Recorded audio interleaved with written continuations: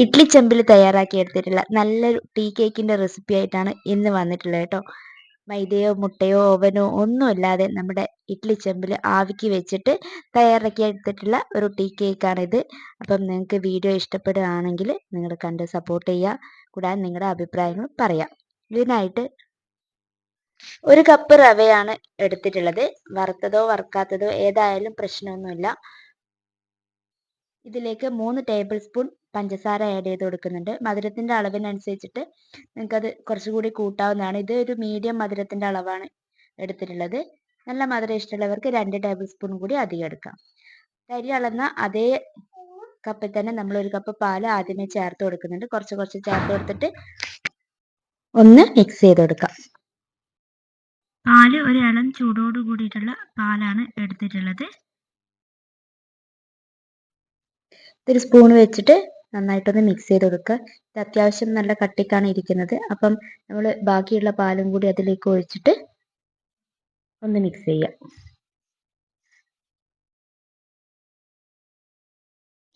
എല്ലാം ഒന്ന് യോജിപ്പിച്ചെടുത്ത ശേഷം ഇതൊരു 10 മിനിറ്റ് നമുക്ക് റെസ്റ്റ് ചെയ്യാൻ വെക്കേണ്ടതുണ്ട്.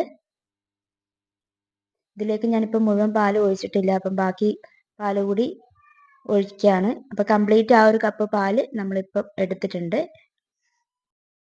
ഇതൊരു സിമ്പിൾ റെസിപ്പിയാണ്. എല്ലാവരും ഒന്ന് ട്രൈ ചെയ്ത് നോക്കണം കേട്ടോ. ഒരു മൂടി വെച്ച് അടച്ച ശേഷം നമുക്കൊരു 10 മിനിറ്റ് മാറ്റി വയ്ക്കാം. ഏകദേശം 10 മിനിറ്റ് ആയിട്ടുണ്ട്. അതൊന്ന് നന്നായിട്ടൊന്ന് സ്പൂൺ വെച്ചിട്ട് ഇളക്കിയ ശേഷം നമുക്കൊരു മിക്സിയുടെ ജാറിലേക്ക് മാറ്റി കൊടുക്കാം. ഇത് നമുക്ക് നല്ല പേസ്റ്റ് രൂപത്തിൽ അരച്ചെടുക്കേണ്ടതാണ്. അപ്പോൾ ഇതിലേക്ക് കുറച്ച് സാധനങ്ങൾ കൂടി ചേർത്ത് കൊടുക്കാനുണ്ട്. കംപ്ലീറ്റ് അതിലേക്ക് ഇട്ട ശേഷം 2 ടേബിൾ സ്പൂൺ ആണ് എല്ലാം എടുത്തിട്ടുള്ളത് കേട്ടോ. 2 ടേബിൾ സ്പൂൺ പാൽപ്പൊടി എടുത്തിട്ടുണ്ട്. അതുപോലെ തന്നെ 2 ടേബിൾ സ്പൂൺ കസ്റ്റാർഡ് പൗഡറാണ് കേട്ടോ എടുത്തിട്ടുള്ളത്.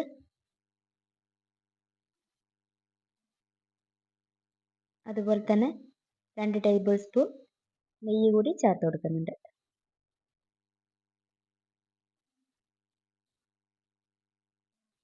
ഇനി അതിലേക്ക് ആ പാത്രത്തിൻ്റെ ഭാഗം പാലാണ് എടുത്തിട്ടുള്ളത്.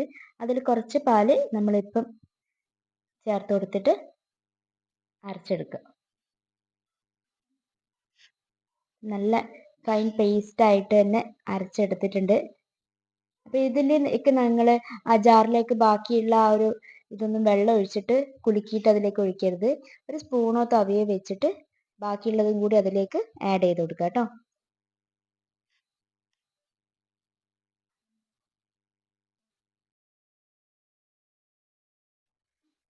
ഈ ഒരു കട്ടിക്കാണ് നമ്മളുടെ ബാറ്റർ കിട്ടിയിട്ടുള്ളത്.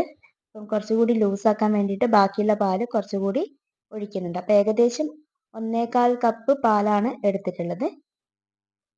നിങ്ങൾ തയ്യാറാക്കുന്നതിനനുസരിച്ചിട്ട് അതിൻ്റെ അളവിൽ ഇച്ചിരി അങ്ങോട്ടും ഇങ്ങോട്ടൊക്കെ വ്യത്യാസം വരും കേട്ടോ. ഇനി നന്നായിട്ട് അതൊന്ന് മിക്സ് ചെയ്ത ശേഷം ഞാൻ ആ സ്പൂൺ വെച്ചിട്ട് മിക്സ് ചെയ്യാൻ എനിക്കൊരു ഇതില്ലാത്തതുകൊണ്ട് വിസ്ക് എടുത്തിട്ട് നന്നായിട്ടൊന്ന് മിക്സ് ചെയ്ത് കൊടുക്കുകയാണ്. അപ്പം പാലും ആ ബാറ്ററൊക്കെ നന്നായിട്ടൊന്ന് മിക്സ് ആകുന്ന പോലെ നല്ലോണം മിക്സ് ചെയ്യാം.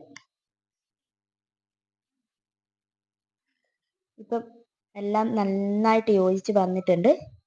ഇനി ഇതിലേക്ക് നമ്മൾ ടൂട്ടി ഫ്രൂട്ടി ആണ് കേട്ടോ ചേർത്ത് കൊടുക്കുന്നത്. ഇതില്ലെങ്കിൽ നിങ്ങൾക്ക് ചെറിയ അതെടുക്കാം കേട്ടോ. ഇനി ഇതിലേക്ക് ഗോതമ്പ് പൊടിയോ അല്ലെങ്കിൽ മൈദപ്പൊടിയോ 1 ടീസ്പൂൺ ഇട്ട് കൊടുത്തിട്ട് നന്നായിട്ടൊന്ന് മിക്സ് ചെയ്ത് കൊടുക്കുക കേട്ടോ.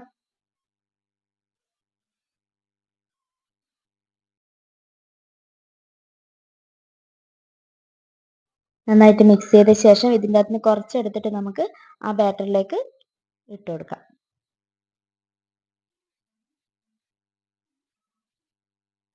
ഇത് പല കളറിലുണ്ട് കേട്ടോ. മഞ്ഞയുണ്ട്, പച്ചയുണ്ട്, ചുവപ്പുണ്ട്. നിങ്ങൾക്ക് ഏതാ ഇഷ്ടം എന്ന് വെച്ചാൽ അത് വാങ്ങിക്കട്ടെ. എനിക്ക് ഇച്ചിരി കൂടി കളർഫുള്ളായിട്ട് ഗ്രീനും റെഡും ആണ് തോന്നിയിട്ടുള്ളത്. ഒരല്പം ബേക്കിംഗ് പൗഡറാണ് കേട്ടോ ഇട്ട് കൊടുത്തിട്ടുള്ളത്. ഒരു നുള്ള് ഉപ്പ് ചേർത്ത് കൊടുക്കുന്നുണ്ട്. ആ ബേക്കിംഗ് പൗഡർ പെട്ടെന്ന് ആക്റ്റീവ് ആവാൻ വേണ്ടിയിട്ട് നമ്മൾ കുറച്ച് പുളിനാരങ്ങയുടെ നീര് ചേർത്ത് കൊടുക്കുന്നുണ്ട്. അപ്പോൾ തന്നെ അത് നന്നായിട്ടൊന്ന് പതഞ്ഞ് വന്നിട്ടുണ്ട്. നന്നായിട്ടൊന്ന് മിക്സ് ചെയ്ത് കൊടുക്കുക കേട്ടോ.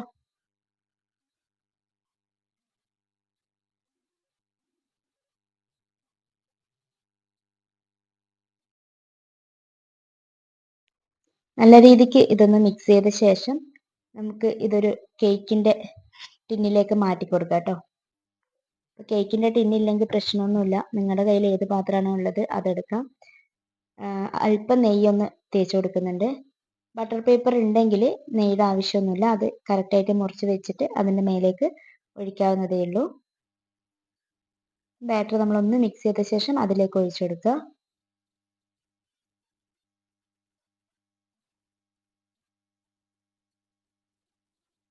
ഓവൻ ഇല്ലാത്തവർക്കൊക്കെ ഇതുപോലെ ചെയ്തെടുക്കാം കേട്ടോ.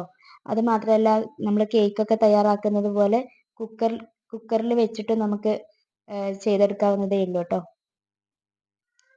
അതൊന്ന് തട്ടിക്കൊടുത്ത ശേഷം അതിൻ്റെ മേലെയായിട്ട് നമുക്ക് ബാക്കിയുള്ള കുറച്ച് ടൂട്ടി ഫ്രൂട്ടി കൂടി ഇട്ട് കൊടുക്കാം. ഇത് യെല്ലോ, ഗ്രീൻ, റെഡ് ഈ ഒരു കളറിലാണ് വരുന്നത്. അപ്പം ഇതാണ് കുറച്ചും കൂടെ നല്ലൊരു അട്രാക്ഷൻ കൊടുക്കുന്നത്, അതുകൊണ്ടാണ് ഞാൻ ഗ്രീനും റെഡും എടുത്തത്. ഇനി ഒരു ഇഡ്ഡലി ചെമ്പിൽ കുറച്ച് വെള്ളം ഒഴിച്ചിട്ട് നന്നായിട്ടൊന്ന് തിളപ്പിച്ചെടുക്കുക കേട്ടോ. ആവി വരുന്ന ആ ഒരു പാകം എത്തുമ്പം ഇതുപോലെ ഒരു പാത്രം വെച്ചിട്ട് അതിൻ്റെ മേലേക്കായിട്ട് കേക്കിൻ്റെ ടിന്നൊന്ന് വെച്ചുകൊടുക്കുക. ഇതിൻ്റെ മേലെ നമ്മൾ ഒരു പാത്രം വെച്ചിട്ട് ഒന്ന് അടച്ചു കൊടുക്കണം കേട്ടോ, അല്ലെങ്കിൽ അതിൻ്റെ ആവിയൊക്കെ കേക്കിലേക്ക് നേരിട്ടിട്ട് വരും. അപ്പോൾ പിന്നെ കേക്കിൻ്റെ മേലെ ഇങ്ങനെ വെള്ളം പോലെ കിടക്കും. അപ്പോൾ അത് ഇല്ലാതിരിക്കാൻ വേണ്ടി നമ്മൾ ഇതുപോലെ പാത്രം വെച്ചിട്ട് അടച്ച ശേഷം അതിൻ്റെ ഇഡ്ഡലി തട്ടിൻ്റെ അടപ്പ് വെച്ചിട്ട് അടക്കുക. ഇപ്പം ഒരു 40-45 മിനിറ്റോളം നമ്മൾ ഏകദേശം വെച്ചിട്ടുണ്ട് കേട്ടോ. കണ്ടില്ല, അതിൻ്റെ മേലെയൊക്കെ ഏകദേശം നല്ല വെള്ളം വന്നിട്ടുണ്ട്. അപ്പോൾ ഇത് നേരിട്ട് കേക്കിലേക്ക് ആവാതിരിക്കാൻ വേണ്ടിയിട്ടാണ് കേട്ടോ. അത് ജസ്റ്റ് ഒന്ന് നമ്മളൊന്ന് ഒപ്പിയെടുത്ത ശേഷം അതൊന്ന് മൂടി തുറന്ന് നോക്കാം.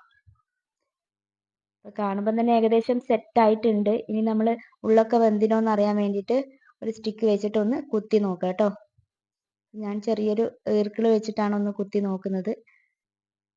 അപ്പോൾ അതിലേക്കൊന്നും ഒട്ടിപ്പിടിച്ചിട്ടൊന്നും ഇല്ലെങ്കിൽ ആയിട്ടുണ്ട് എന്നാണ് കേട്ടോ. അപ്പോൾ ഇതിൽ ഒട്ടിപ്പിടിച്ചിട്ടൊന്നും ഇല്ല, അപ്പോൾ നമ്മുടെ കേക്ക് സെറ്റ് ആയിട്ടുണ്ട്.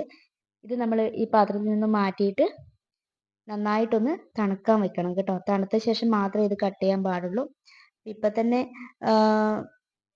അതിൻ്റെ അരുവൊക്കെ നന്നായിട്ട് വിട്ട് വന്നിട്ടുണ്ട്, കണ്ടില്ലേ. ഇപ്പം ഇത് നന്നായിട്ട് തണുത്ത ശേഷമാണ് കേട്ടോ ഞാനൊരു മൂടി വെച്ചിട്ട് വേറൊരു പാത്രത്തിലേക്ക് മാറ്റുകയാണ് കേട്ടോ. ഇപ്പം നമ്മുടെ കേക്ക് നല്ല അടിപൊളി സെറ്റായിട്ട് വന്നിട്ടുണ്ട്, കണ്ടില്ലേ. അതിൻ്റെ അടിവശമൊക്കെ അടിപൊളിയായിട്ട് കിട്ടിയിട്ടുണ്ട്. റവ കൊണ്ടാക്കിയത് കൊണ്ട് തന്നെ അതിൻ്റെ ടെക്സ്ചറൊക്കെ ഇച്ചിരി വ്യത്യാസമുണ്ട് കേട്ടോ. നല്ല സോഫ്റ്റായിട്ട് നമുക്ക് കിട്ടിയിട്ടുണ്ട്. നല്ല കാണാനും നല്ല ഭംഗിയുണ്ട്, നല്ല ടേസ്റ്റുമാണ്. അപ്പം ഇതൊരു മിനിമം മധുരമാണ് കേട്ടോ ഇതിന് ഉള്ളത്. അപ്പം നിങ്ങൾക്ക് കുറച്ചുകൂടെ മധുരം, നല്ല മധുരമൊക്കെ ഇഷ്ടപ്പെടുന്നവരാണെങ്കിൽ കുറച്ചുകൂടെ മധുരം ആഡ് ചെയ്ത് കൊടുക്കണം കേട്ടോ. ഞാനതൊന്ന് കട്ട് ചെയ്തിട്ട് കാണിക്കുന്നുണ്ട്. നല്ലൊരു ടീ കേക്കാണ് കേട്ടോ ഇത്, കുഞ്ഞുങ്ങൾക്കൊക്കെ ഇഷ്ടപ്പെടും.